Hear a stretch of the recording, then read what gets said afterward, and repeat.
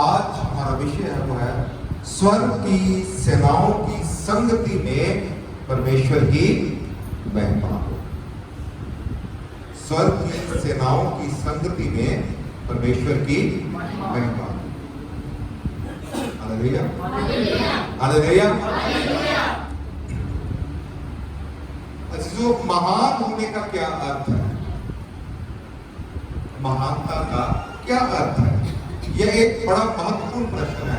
हर एक पुरुष, स्त्री, जितने भी जन हैं, वो सब अपने बारे में और दूसरों के बारे में जानने के लिए उत्सुक रहते हैं, तैयार रहते हैं इस बात को लेकर कि हर क्षेत्र में लोगों का आंकलन किया जाता है। कौन बेहतर है? होता कि नहीं होता? हर जगह पर हम दूसरों का आंकलन करते हैं और कोशिश यही होती है कि सबसे बड़ा मैं ही गिना जाऊं। चाहे हमारा चर्च है, कलीसिया है, कमेटीज हैं या फिर पादरी साहिबान है, कोई भी है। यहां तक कि खेलों में या जितने भी सामाजिक पहलू हैं, हर जगह पर इस बात में एक दूसरे की तुलना की जाती है कि बड़ा कौन है। हालेलुया। ਅਸੀਂ लोग पादियां ਦੇ ਵੀ लेबल ला ਦਿੰਦੇ हैं। लाते कि नहीं लाते? हर जगह पे इस तरह के लेबल लगाए जाते हैं, कौन बड़ा है तो कौन छोटा है। अब बात करें ओलंपिक गेम्स या दूसरी खेलों की, वहां पर भी जितने भी प्रतियोगी या खिलाड़ी भाग लेते हैं, हर कोई चाहता है कि उसका प्रदर्शन दूसरों से बेहतर हो, वो अच्छा प्रदर्शन कर सके। और अगर हम सिर्फ प्रदर्शन के मायने देखें तो जिसका सबसे अच्छा प्रदर्शन है वो महान है। लेकिन एक बात समझना जरूरी है कि महानतम खिलाड़ी भी बहुत बार या कई बार अच्छा प्रदर्शन नहीं कर पाते। और अजीजों, मनुष्यों की सबसे बड़ी समस्या भी यही है, महानता। इसके पीछे अपना एक अहम है, अहंकार है। इंसान उसी अहम को, अहंकार को सेटिस्फाई करने में, संतुष्ट करने में लगा रहता है। और जब यह अहंकार सर पर चढ़ के बोलता है, तब सब कुछ उल्टा पुल्टा हो जाता है। व्यक्ति की महानता विलुप्त हो जाती है। आज के वचन में प्रभु यीशु मसीह के पास उसके चेले आते हैं। कफरनहूम में एक घर में चेले प्रभु के पास आकर एक प्रश्न को लेके आते हैं कि स्वर्ग के राज्य में बड़ा कौन है? स्वर्ग के राज्य में बड़ा कौन है? और यह विवाद चेलों में एक बार नहीं, बहुत बार हुआ होगा। हमने कई जगह पर देखा है, चेले आपस में विवाद कर रहे थे कि उनमें से बड़ा कौन है। लेकिन ये प्रश्न प्रभु के पास क्यों लेके आते हैं कि स्वर्ग के राज्य में बड़ा कौन है? हमें नहीं पता कि ये प्रश्न क्यों पूछा गया, लेकिन इतना अंदाजा लग सकता है कि प्रभु यीशु मसीह के पास रहते हुए, उसके वचनों को सुनते हुए, उसके कामों को देखते हुए वो इतना अवश्य समझ गए होंगे कि वो मसीहा जो आने वाला था यही है। हालेलुया, हालेलुया। वो मसीहा को पहचान चुके थे, मसीहा को जान चुके थे। इसी कारण वो प्रभु के पास प्रश्न को लेके आते हैं और उन्हें ये भी पता था कि मसीह का राज्य आने वाला है। इसी कारण वो प्रभु से प्रश्न लेकर आते हैं कि स्वर्ग के राज्य में बड़ा कौन है? हालेलुया, हालेलुया। ये मनुष्यों की सबसे पुरानी समस्या रही है कि बड़ा कौन है। लेकिन प्रभु ने क्या जवाब दिया उन्हें? दूसरी, तीसरी और चौथी आयत में हम उसे पढ़ते हैं। इस पर उसने एक बालक को पास बुलाकर उनके बीच में खड़ा किया और कहा, मैं तुमसे सच कहता हूं कि जब तक तुम ना फिरो और बालकों के समान ना बनो, तुम स्वर्ग के राज्य में प्रवेश करने नहीं पाओगे। जो कोई अपने आप को इस बालक के समान छोटा करेगा वह स्वर्ग के राज्य में बड़ा होगा। आमीन आमीन। जिन्होंने प्रभु के सामने प्रश्न को रखा कि स्वर्ग के राज्य में बड़ा कौन है, लेकिन ये जगह कफरनहूम में थी जहां पर खुदावंद के प्रेरित पतरस का घर है, तो हम मान सकते हैं कि ये पतरस का घर ही होगा, क्योंकि वृत्तांतों में सुसमाचार में अनेकों बार ऐसा जिक्र आता है कि पतरस के घर में प्रभु यीशु मसीह और उनके चेले बैठे थे। तो बालक को भी वहीं घर में उनके नजदीकी रिश्तेदारों में, मित्रों में, संबंधियों में से बुलाया गया होगा कि वो बच्चा बिना झिझक चेलों के बीच में आके बैठ जाता है। इसका मतलब है कि वो छोटा सा बालक प्रभु यीशु मसीह का चेलों का भी परिचित होगा। तो जो हमारे समझने की बात है, प्रभु अपने चेलों को महानता का राज बताते हैं। हालेलुया हालेलुया हालेलुया हालेलुया। आज हम बड़े बड़े चर्च देखते हैं, बड़ी बड़ी कलीसियाएं देखते हैं। अगर हम दूसरे देशों में जाएं, यूरोप में जाएं या रशिया में जाएं, बड़ी बड़ी विशाल चर्चेज हैं जिसे कलीसियाओं ने बनवाया है। लेकिन ये जो चर्चेज बनी हैं, किनकी गवाही से बनी? चेलों की गवाही से। Hallelujah hallelujah. चेलों ने प्रभु यीशु मसीह की गवाही दी।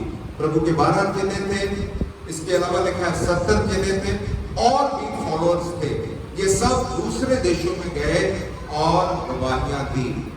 बड़ी बड़ी कलीसियाएं स्थापित हुई, लोगों ने खुदावंद को जाना, खुदावंद को स्वीकार किया। लेकिन इसकी नींव कहां पर है? नींव है उन चेलों के पास जिन्हें परमेश्वर इस बात की शिक्षा देता है, महान बनने का राज क्या है। प्रभु उनके बीच एक छोटे से बालक को लेके आता है। जब प्रभु उनके बीच में बालक को लाता है तो प्रभु कहता है, मैं तुमसे सच कहता हूं कि यदि तुम ना फिरो, फिरने का मतलब है अपने आप को बदलना, यदि तुम ना फिरो और बालकों के समान ना बनो तो स्वर्ग के राज्य में कभी प्रवेश करने ना पाओगे। Hallelujah hallelujah. चेले तो इस बात का जिक्र कर रहे हैं कि स्वर्ग के राज्य में बड़ा कौन है, लेकिन प्रभु क्या कहते हैं कि यदि तुम ना फिरो, बालकों के समान ना बनो तो स्वर्ग के राज्य में प्रवेश करने ना पाओगे। इसका मतलब है कि हमें नम्र बनना है, हमें दीन बनना है। बालकों का सा स्वभाव हमारे भीतर होना चाहिए। कैसा स्वभाव? कि हमारा किसी के साथ कोई झगड़ा नहीं, बैर नहीं। जैसे बच्चे मिलजुल कर रहते हैं, वैसे ही बिना भेदभाव के, बिना ऊंच नीच के, बिना किसी लड़ाई के, द्वेष के अपने आप को बालक के समान बनाना है। प्रभु कहते हैं कि यदि तुम बालकों के समान ना बनोगे तो स्वर्ग के राज्य में प्रवेश करने ना पाओगे। Hallelujah hallelujah. आगे लिखा है, और इसलिए जो अपने आप को इस बालक के समान छोटा बनाएगा वह स्वर्ग के राज्य में बड़ा होगा। हालेलुया। अब हमने जो पहले बात की है, बेहतर का दर्शन, अपने आप को ऊंचा उठाना, अपना महिमा मंडन करना, ये सब कुछ व्यर्थ है। खुदावंद हमें दीनता, नम्रता, सेवकाई सिखाते हैं। जब प्रभु भोज की स्थापना की गई, आज्ञा दी गई, तब उससे पहले प्रभु ने क्या किया? सेवक का रूप धारण किया और अपने चेलों के पाँव हुए कि यदि मैंने गुरु और प्रभु होकर तुम्हारे साथ ऐसा व्यवहार किया है, तुम्हें और कितना बढ़कर एक दूसरे के साथ करना चाहिए। हालेलुया हालेलुया हालेलुया हालेलुया। यह है महान बनने का राज, कि जो अपने आप को छोटा बनाएगा वो बड़ा किया जाएगा, और जो अपने आप को बड़ा बनाएगा वो छोटा किया। अजीजों, प्रभु यहाँ पर सिर्फ विनम्रता नहीं सिखाते, विनम्रता ही नहीं सिखाते, छोटे बच्चों के महत्व को भी सिखाते हैं। 5वीं आयत में क्या लिखा है? जो कोई मेरे नाम से ऐसे एक बालक को ग्रहण करता है वह मुझे ग्रहण करता है। हालेलुया, हालेलुया। इसलिए इस बात को समझें कि खुदा की नजर में छोटे से छोटे का भी बड़ा महत्व है। एक और वृत्तांत हम देखते हैं कि जब बच्चे प्रभु के पास आ रहे थे, चेलों ने उन्हें मना किया, तब प्रभु ने उन्हें डांटा। किस बात को लेकर?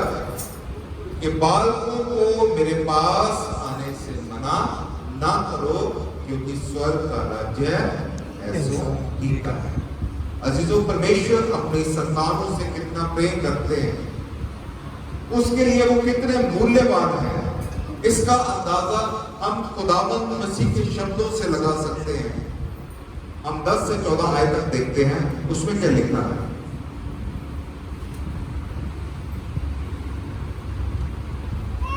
देखो, तुम इन छोटों में से किसी को तुच्छ ना जानना, क्योंकि मैं तुमसे कहता हूं, स्वर्ग में उनके दूत मेरे स्वर्गीय पिता का मुंह सदा देखते हैं, क्योंकि मनुष्य का पुत्र खोए हुओं को बचाने आया है। तुम सोचते हो कि यदि किसी मनुष्य की 100 भेड़ें हो और उनमें से एक भटक जाए, तो क्या वह 99 को छोड़कर और पहाड़ों पर जाकर उस भटकी हुई को ना ढूंढेगा? और यदि ऐसा हो कि उसे पाए, तो मैं तुमसे सच कहता हूं कि वह उन 99 भेड़ों के लिए जो भटकी नहीं थी, इतना आनंद नहीं करेगा जितना इस भेड़ के लिए करेगा। ऐसे ही तुम्हारे पिता की जो स्वर्ग में है, यह इच्छा नहीं कि इन छोटों में से एक भी नष्ट हो। हालेलुया, हालेलुया, हालेलुया, हालेलुया। मैंने वचन पढ़ा, वहां पर लिखा है, देखो तुम इन छोटों में से, लेकिन कई ट्रांसलेशन में लिखा है सावधान, इन छोटों में से किसी को भी तुच्छ ना जानो। ये खुदावन की ओर से चेतावनी है, खुदावन की ओर से चेतावनी है कि इन छोटों में से किसी को भी तुच्छ ना जानना। जब हम इस बात को देखते हैं तो इसमें छोटे बच्चे, बुजुर्ग, विकलांग, बीमार और वो बच्चे जो गर्भ में पल रहे हैं, अभी उनका जन्म भी नहीं हुआ, हर एक खुदावन की नजर में मूल्यवान है।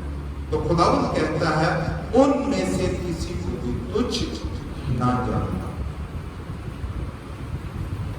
अजीजों, अगर इस बात को देखते हैं तो खुदावन के वचन में एक बड़ा भेद आगे लिखा है कि इनके दूत मेरे स्वर्गीय पिता का मुंह सदा देखते हैं। पवित्र शास्त्र बाइबल में इस बात को बतलाया गया है। इस बात का हमें भेद पता चलता है कि हर एक विश्वासी के लिए, हर एक खुदा के जन के लिए परमेश्वर की ओर से स्वर्गदूत नियत है। हालेलुया, हालेलुया, हालेलुया, हालेलुया। हर एक परमेश्वर के जन के लिए एक स्वर्गदूत नियत है जो उसकी सहायता के लिए, मदद के लिए हर समय उसके साथ रहता है। लेकिन अगर हम पैरेलल देखें, एक तो है खुदावन का राज्य, एक है शैतान का राज्य। एक है खुदावन का राज्य, एक है शैतान का राज्य। शैतान के राज्य में पैरेलल किंगडम में जो खुदा की ओर से भेद हैं, उन्हीं भेदों के अनुरूप एक प्रॉक्सी दिखाई जाती है। कार्टून कितने बच्चे देखते हैं? कार्टून सीरियल आते हैं ना आपके टीवी पे, कितने बच्चे देखते हैं? हाथ खड़े करो तो 1 2 3 फिर और। हाँ जी, इनमें एक कार्टून आता पोकेमॉन, देखा किसी ने? क्लास में बच्चे पोकेमॉन सीरियल है क्या? इस बात को समझिए। पोकेमॉन सीरियल एक ऐसा कैरेक्टर है जिसके साथ बच्चे अपने साथ साथ एक एनिमल को लेते हैं। ऐसे ही है ना? एनिमल ऐसा होता है, उसमें कुछ विशेषताएं हैं और उन विशेषताओं के साथ वो उस एनिमल को टेम करते हैं या अपने अधीन करते हैं, जिसे एक गोले में बंद करके रखा जाता है और दूसरों के साथ, विरोधियों के साथ उसका युद्ध दिखलाया जाता है।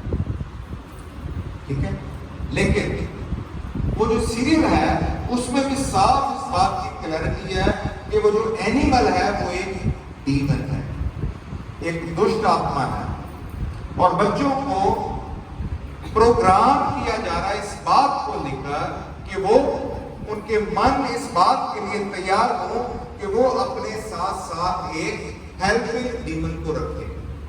हेल्पिंग डीमन उनकी सहायता के लिए उनके साथ रहे। लेकिन खुदा का वचन क्या कहता है कि इन छोटों में से किसी को भी तुच्छ ना जानना, क्योंकि इनके स्वर्गदूत मेरे स्वर्गीय पिता का मुंह सदा देखते हैं। खुदावन की ओर से एक स्वर्गदूत, एक फरिश्ता तैनात किया गया है, लेकिन सैटनिज्म में, शैतानवाद में लोगों के मनों को प्रोग्राम किया जा रहा है ताकि आप शैतान के साथ रहना सीख जाओ। एक और बात, कोल्ड ड्रिंक कितने जन पीते हैं? कोल्ड ड्रिंक्स पीते सभी? पीते हैं ना? हाँ जी। 2-3 कोल्ड ड्रिंक्स का मैं नाम लूंगा, उनको किसने किसने पिया? Health, monster energy, red bull. Monster क्या है? दुष्ट आत्मा। मॉन्स्टर को अगर ट्रांसलेट करेंगे, दुष्ट आत्मा है। मॉन्स्टर एनर्जी मीन्स दुष्ट आत्मा की सामर्थ। अजीजों, ये जो कोल्ड ड्रिंक्स है, इनके जो नाम, ऐसे ही अनेकों बातें हैं। आपके मनों को प्रोग्राम किया जा रहा है कि आप शैतान को, नर्क को अपने जीवन में ले लो। कोल्ड ड्रिंक के ऊपर लिखा होता है नर्क, हेल्थ, और आप उसे पी रहे हैं। हेल्थ को अंदर लेके आप कह रहे हैं कि मैं यीशु के साथ नूर में जाऊंगा। ऐसा हो सकता है? नहीं हो सकता। ऐसे ही हमारे पास कई एडवर्टाइजमेंट्स अभी टीवी में आ रही है। एक एडवर्टाइजमेंट आ रही है, वो क्या है कि एक लड़का अपने कमरे में जाता है, उसके हाथ में चिप्स का कोई पैकेट है। वो कमरे में देखता है कि उसके कमरे में एक दुष्ट आत्मा खड़ी है। उसे पूछता है, उसको कहता है, तो कहती है मैं तुम्हारी रूम पार्टनर हूं। तो रूम पार्टनर तो हम शेयर करते हैं। देखो, ये जो बातें हैं आपके मन को, आपके दिमाग को इस बात के लिए प्रोग्राम किया जा रहा है कि आप शैतान को बड़े हल्के में ले। पहले दुनिया में शैतान का नाम लिया नहीं जाता था। जो भी काम किया जाता था वो चुपके चुपके किया जाता था, लेकिन आज का खुलेआम हो रहा है। वो कैसे? देशों में एक परेड की जाती है, शो किया जाता है, जहां पर सीधे शैतान को बिठाकर जुलूस निकाला जाता है और लोग उसमें पार्टिसिपेट करते हैं।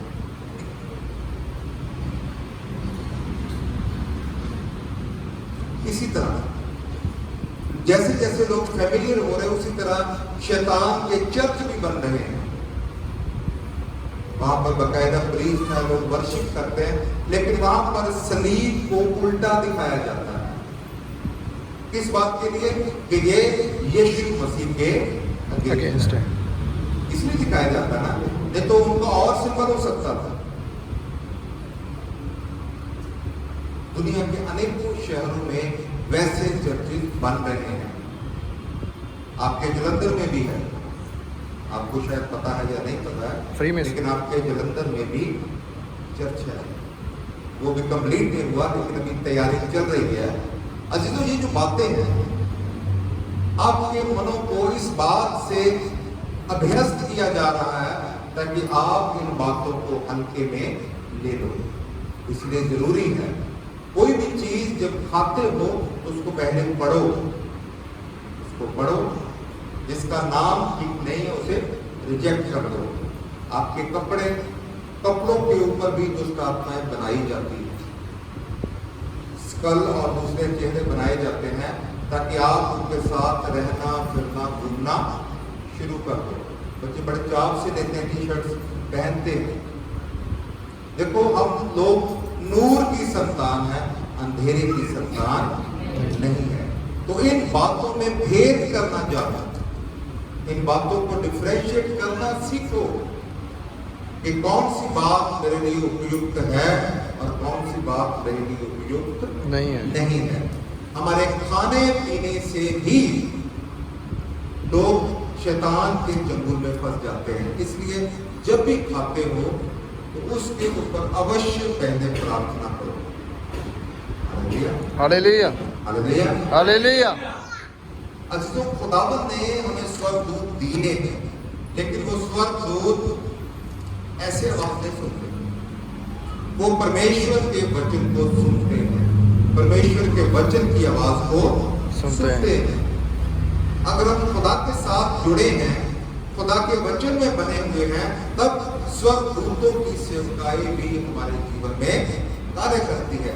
बहुत तेरे लोग हैं, उनकी ऐसी उदाहरणें हैं, ऐसी गवाहियां हैं कि उनके जीवन में खुदावंद ने ऐसी परिस्थिति में काम किया जिस परिस्थिति में बच के निकलना मुश्किल था, नामुमकिन था, लेकिन खुदावंद ने अपने स्वर्गदूत को भेजा और उनको उस मुश्किल से निकाल दिया।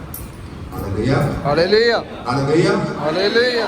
ये जो गवाहियां हैं सिर्फ अभी नहीं है, पुराने नियम से ही ऐसा है। अलीशा नबी का वृतांत हमने पढ़ा कि अराम का राजा इस्राइल के ऊपर अपना अधिकार जमाना चाहता था, इस्राइल को जीतना चाहता था। तो वो इस्राइल के राजा को मारने के लिए, उसे कैद करने के लिए अनेकों बार फंदे लगाता, जाल बिछाता, अपने सैनिकों को भेजता है। लेकिन अलीशा नबी इस्राइल के राजा को हर बार बता देता है कि राजा इस मार्ग से होकर ना जाना, या फिर जो भी मुश्किल आने वाली होती थी तब अलीशा नबी राजा को बतला दिया करता था। इस बात को लेकर अराम का राजा जुझला जाता है। वो अपने मंत्रियों से, अपने सलाहकारों से पूछता है कि हमारे बीच में ऐसा कौन है जो इस्राइल के राजा को पहले सूचना देता है। तब उसे बतलाया जाता है कि इस्राइल में एक नबी है जिसका नाम अलीशा है। हे राजा, जो बातें तू अपने शहर में, अपने बेडरूम में भी करता है, वो बातें भी नबी इस्राइल के राजा को बता दिया करता है। इसका मतलब ये है कि तू हमारे बीच में करे या किसी और के साथ करे, ये मायने नहीं है। वो सब बातें नबी जानता है, वो इस्राइल के राजा को आगाह कर देता है। तो फिर अराम का राजा अपने एक बड़े दल को भेजता है।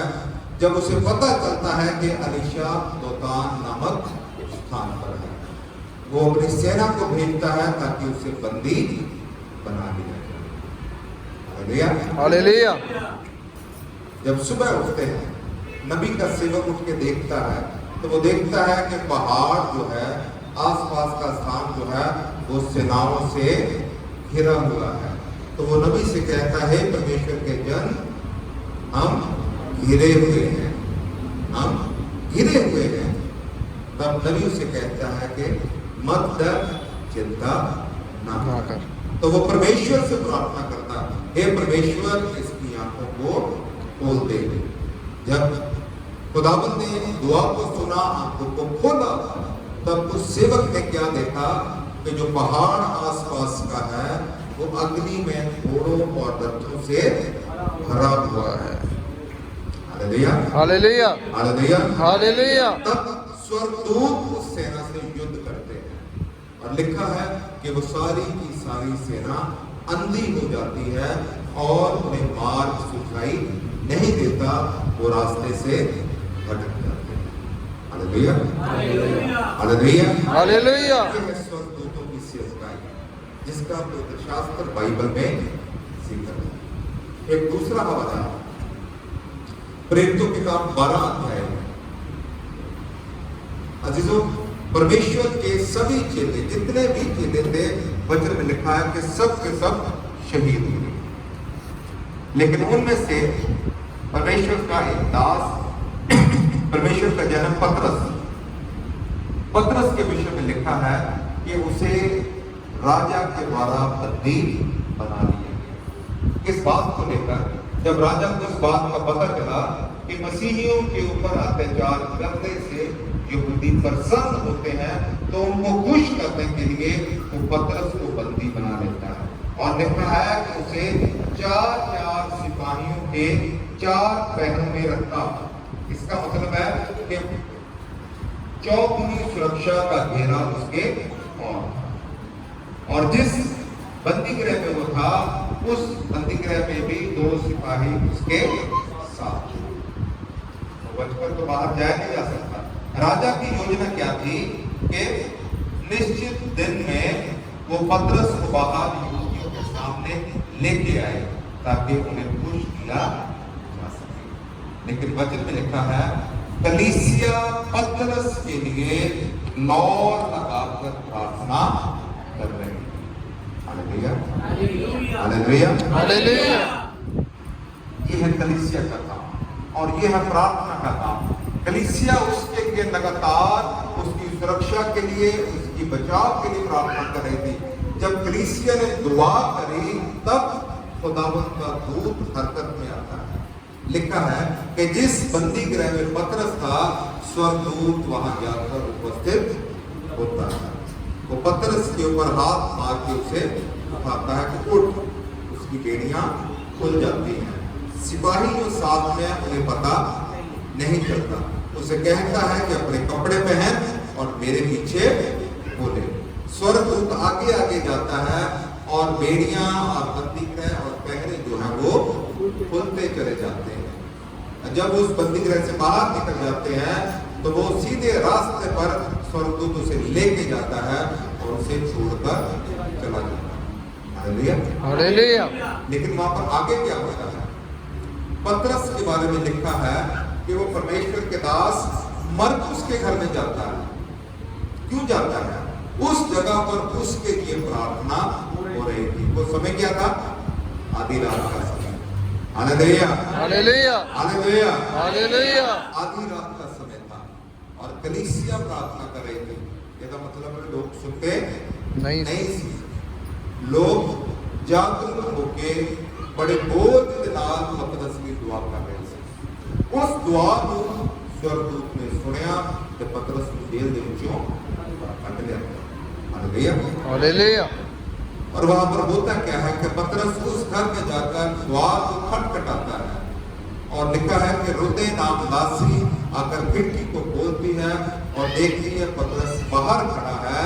वो बड़े आनंद से भर जाती है, द्वार नहीं खोलती, दौड़कर सबको जाके बतलाती है जो उसके लिए जाग के प्रार्थना कर रहे थे। लेकिन वो विश्वास नहीं करते। वो उसकी बात को अनसुना करते हैं।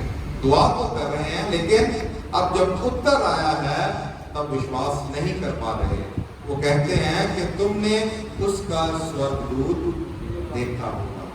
Hallelujah, hallelujah. अब इस बात की गवाही भी है कि कलीसिया को पता था कि पतरस का स्वर्गदूत भी है। हालेलुया, हालेलुया। तो खुदा का वायदा है कि उसके लोगों के लिए उसके स्वर्गदूत नियत है।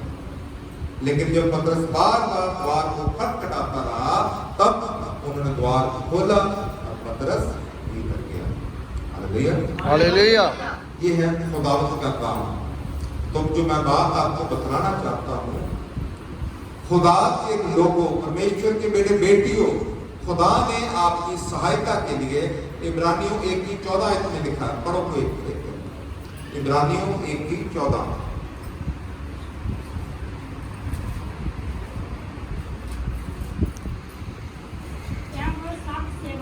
माइक करो बेटा, माइक में बच्चे।